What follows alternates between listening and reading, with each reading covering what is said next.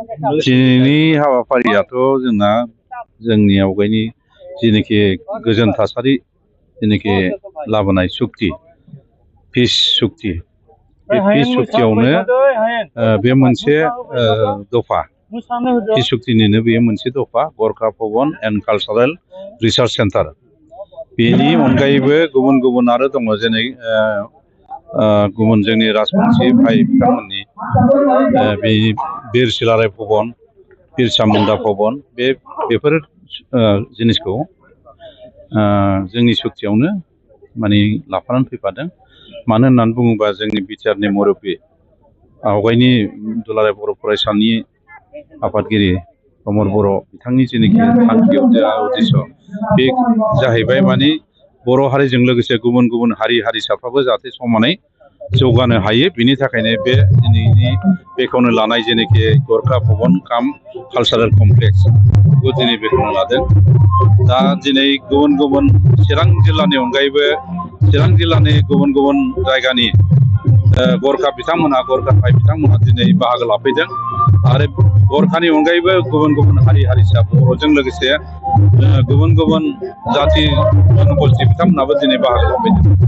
दा बेनिखायनो जों मिथिनो मोनगौ दिनै बिटिआरआव मोनसे गोजोन थासारिया फैबाय बेनिखायनो बे हाबाफारियाव गुबुन गुबुन हारि हारिसाफोरखौ बाहागो लाफैदों।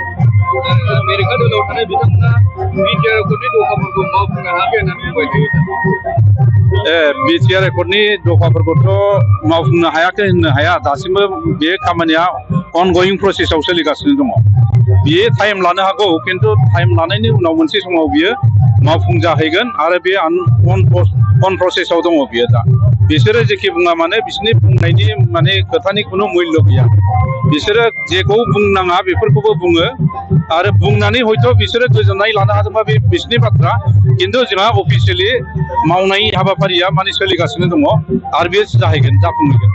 नोंथांनि मोनदांथियाव बिटिआर दोलोनि दुरबलथाया बेसेबांसो जौखोन्दोआव दायो? बिपिएफ दंबावो ना? बिपिएफआ दंबावो नामा दाबो? जोंथ' माथो दाउब' बास्रिनाय बायदिसो नुबाय।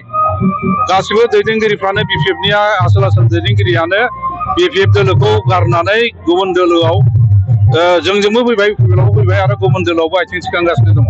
गतिके जाय हाग्रामा महिलारि बिथाङा दा हारसिं जानो थांगासिनो दङ आरो गुबुन जाय नायथाव नायथाव दैदेनगिरिफोर दं बिथांमोना गावनि गाव लामाखौ लागासिनो दङ गुबुन दोलोआव थांनो थाखाय।